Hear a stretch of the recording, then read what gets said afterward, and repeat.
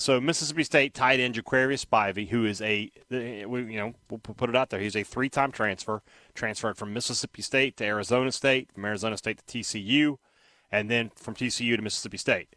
Transferred this last one as a grad transfer. He graduated. Every step along the way, the compliance people at Texas Christian were telling him, you're good, you're good, you're good. He enrolled for the spring semester so that he could play in the national championship game. A lifetime experience there. And evidently that has caused an issue with his eligibility, and he is ineligible to play now this upcoming season, despite the fact that, again, every step along the way of the process, he was being told, you're good, you're good.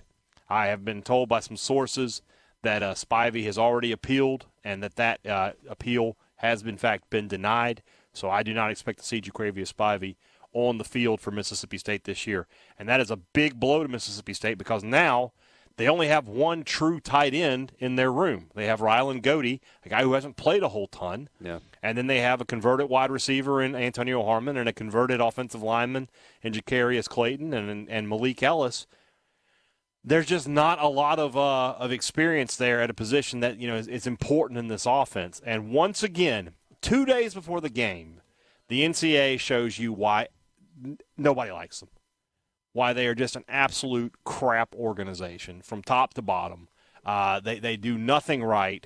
They wonder why people hate them because of things like that. It's 2 days before the game. How can you not have had this straightened out months ago?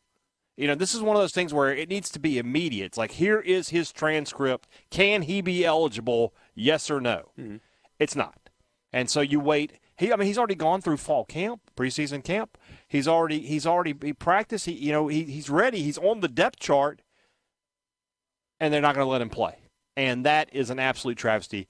And I saw this. I don't know if I saw it on Twitter or on a message board or whatever. But when the NCAA tells you that they are for student athletes, that's a lie. It's a lie. The NCAA is there to make money and nothing else. That's all they care about is making money. They do not actually care about student athletes. They have been making money off of student athletes and giving nothing back to them for a century plus. And now that the student athletes have the opportunity to make money, the NCAA is fighting that. This is just a typical job from the NCAA, who have once again shown why nobody will ever love them. Here's his statement. He put this out on social media. He said, just got notified from my coach that the NCAA has stated I cannot play this season because I transferred this spring from TCU to Mississippi State. During the time of that process, I was being told that I could be eligible to play at any school I desire as a grad transfer because I had just graduated from TCU on December 17th, 2022. My delay on the decision was because we played in the national championship on January 9th, 2023. And school for TCU started January 13th, 2023. So I was rushed into classes by the academic advisor who does not work at TCU anymore.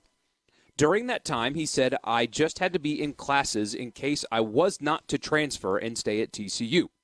I still decided that I was transferring no matter what, so he told me I could transfer and leave and be eligible anywhere else. My reason for leaving TCU was to come to Mississippi State for my last year to play with guys I already had a bond with and thrive at the new tight end position. I want to know why I'm being punished for transferring when I took every step that I was told by a higher authority at each university. Can anyone point me in the right direction so I can help and play this season? To answer his question, I want to know why I'm being punished for transferring when I took every step that I was told by a higher authority at each university. Why is he being punished? Because the NCAA lost control. And they are trying to get control back, and they're being irrational in that effort. That is why he's being punished.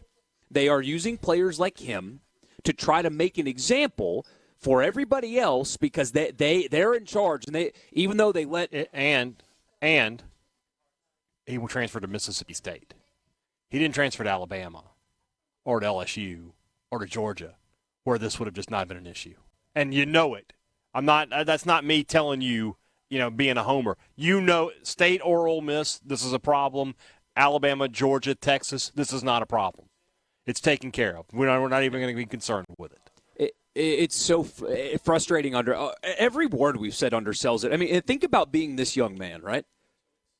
I assume he's out of eligibility after his final, like whatever season he plays, if it's this year or next year, it's his last one, right? This was his last season. Okay. This is his COVID year. So he's a young man that spent months and months and months training and preparing for his final season of football. And, of course, I assume, maybe I shouldn't, that he has a goal of playing at the next level. Maybe he doesn't, but it's his last year regardless. He's back at Mississippi State. And 2 days before his game, the timing frustrates me as much as the decision itself. Waiting until now. Right. How long was this sitting on some pencil pusher's desk? He transferred in January. How long was this sitting there waiting for this decision to come down 2 days before the game? And why is it taking that long? And why is nobody, I say nobody, I'm talking about the people that can actually make change. Right. Of course, media are like, wait, what the heck? This is stupid. It Right. makes no sense at all. They're unfairly punishing a young man because they want to get control back, Right. or whatever the case may be. But why is there not more pushback every time something like this happens from the people that can actually make change here? And I hope that because this happened now to Mississippi State, that Mark Keenum, who's heavily involved in sports, unlike most of the presidents and chancellors at universities, in Mississippi, we have sports-minded university leadership. It's not that way everywhere. But maybe finally somebody can put their hand up and say, we can't do this anymore. They already don't govern the postseason anyway. They don't have any control over who the champion is in college football. Right. So why are we letting them decide whether or not players can be eligible? Why are we deciding to let them have rules and enforce them? They are so bad at it. And here we are again, watching an incompetent organization make a consistent decision with them. Yeah. And what's going to be done about it? Nothing. It's a shame. Nothing. It is an absolute shame. And we'll get to the text line because State got that, again, unfortunate it's underselling it news. The tight end room, we talked about Ole Miss yesterday's tight end room getting a hit. Caden Prescorn possibly not playing for a few games this season. And now Mississippi State going to be without one for the entire season because of gross incompetence at the top of the sport. Jeff leads us off. He says, what if every school agreed to just ignore the NCAA and play the players? What would happen? There's the issue, though. That's the issue. The NCAA is the schools. When you are a member of the NCAA, you agree to these rules. And as dumb and stupid and useless as they are, it just is what it is. People ask that question when Ole Miss was going through the NCAA stuff, and they're like, "What?" I'm like, Ole Miss agreed to these rules. So they got girls out there modeling the jerseys. They're going to have us do that later. Oh, I bet. You and Powder. Yeah, but I gotta wear the short shorts though. Same thing. So you and I and just the jersey and the short shorts that'll drive customers away. That would sell. That would sell.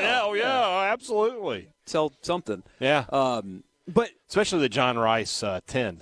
Oh, yeah. We'll get the Madison Housewives in here. There's also another number 10 that played at Ole Miss that is a popular guy. You may have heard of him, Eli Manning. Eli Drinkwitz. That's tonight. Missouri. They name Brady Cook, yeah. But, no.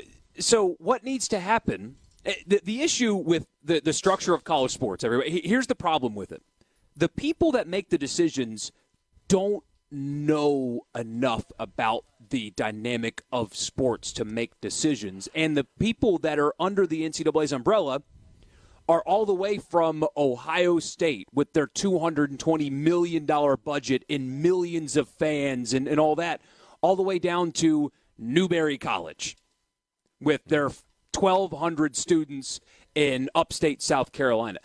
And so everybody gets an equal seat at the table. And so you've got academics involved who don't really care or know about sports, and then you've got the big brands involved, and then also these tiny little brands, and they all make decisions to govern things that are so totally different. And so you've got this crap. This is what it is. It's just a bunch of garbage, and we've gotten a few texts about this. One says the SEC and the Big Ten need to form their own league and leave the NCAA in the dust. That's what needs to happen. And I don't know how we haven't gotten to that point yet. I think Greg Sankey has slowly kind of hinted at this is where we're going. And a recent interview that he did actually kind of made you think that the wheels are turning when he talked about how he needs to have a relationship with the leadership of the Big Ten. Yeah. And I thought, okay, he kind of has figured it out. Yeah. But why has it taken this long? They can do it better. Yeah. They can do it more efficiently. Yeah. They can save a lot of things. And, again, the NCAA already does not crown the champion in college football. Yeah. They're already not involved. You have a structure in place. How can the commissioner's office, to bring Sankey back into this, sit here and see that ruling today and think, my league accepts that? He shouldn't. That's a good question. That's a really good question. And it feels like there should be, I don't know, Richard always talks about hand-raised guy or the vice president of common sense or whatever you want to call him, but there's just got to be somebody who goes, look, what are we doing here? Like, are we really going to say because this kid, I won't say kid, but this player stayed in school so he could play in the national championship game, and then he immediately hit the portal and immediately moved on to another school. By the way, that's a school he had been to before and he had relationships with. Is he from here originally? No, I think he's from Louisiana. Okay. But there has to be somebody who just says, guys, we're just going to let this go and let it happen. But in typical fashion, trouble just walked in. In typical fashion of the NCAA, this is where we are. And this is where it's going to be, and it doesn't look like anything's going to change. And there we are. Here we are. I think we got some folks wanting some hats here. I'll be honest with you. They're going to have to wait a few minutes. They're going to have to wait. You got to wait 5 minutes and 26 seconds. Darren says, time to form a new organization. I agree. It's past time. It is absolutely past time. Especially when – did you see what happened at Nebraska yesterday? Yes. So Nebraska – it took me a second. I was like, what bad happened? That's the thing. We're talking about the NCAA, so immediately my first thought was, what bad happened at Nebraska? No, something really good happened at Nebraska. Here's why I bring Nebraska up. Yeah. Because their volleyball team sold out the football stadium last night.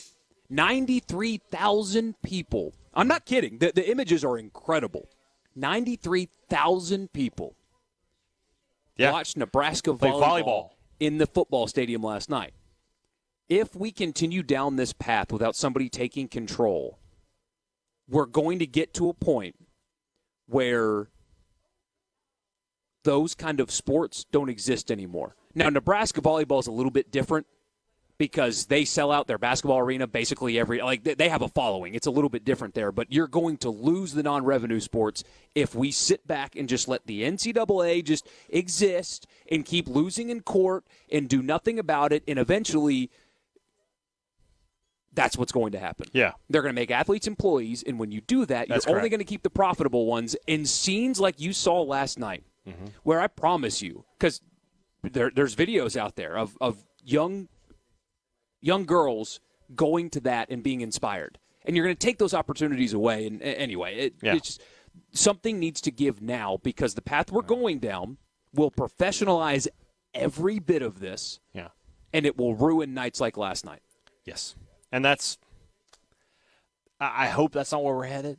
I feel like eventually common sense has to win out, but we're reaching that tipping point, right? We're reaching that point where it's going to be, one way or the other. You're going to have to make it. You're going to come to a point where you make a decision, and you're either going to go one way or the other. And we're nearing that point with all of this, with NIL, with conference realignment, and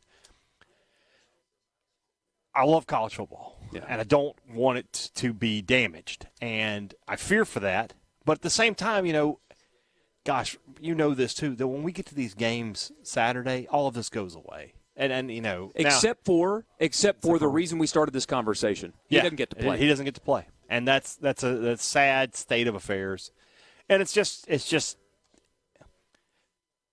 if you tell me the next time the NCAA makes a good decision, I will tell you that's probably the first time the NCAA made a good decision at this point. And it's just, it really is painful to. And what's funny is leadership changes. Mark Emmert out, Charlie Baker in, but nothing changes.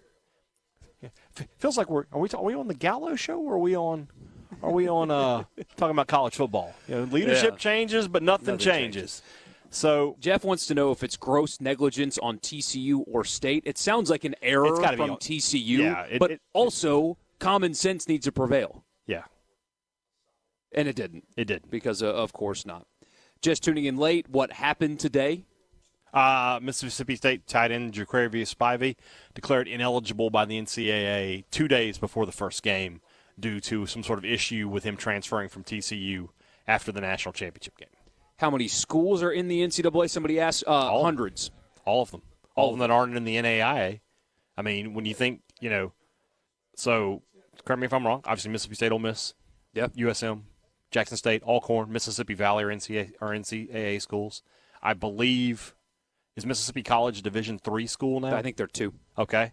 Millsaps is in the NCAA. Bellhaven is in the NCAA. The answer is hundreds. Yeah, hundreds. That's just in Mississippi. Think about a state like California or Texas or things like that.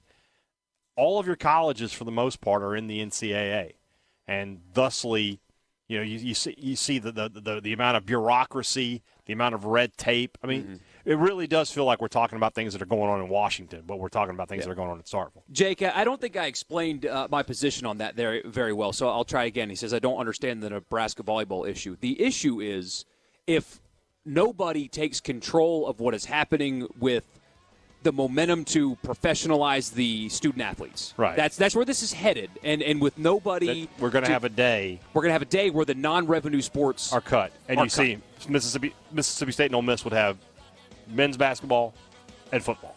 And that's it. That's where nothing else. Maybe baseball. Maybe. At Mississippi State and Ole Miss. Not everywhere. Not everywhere. So That's what I meant by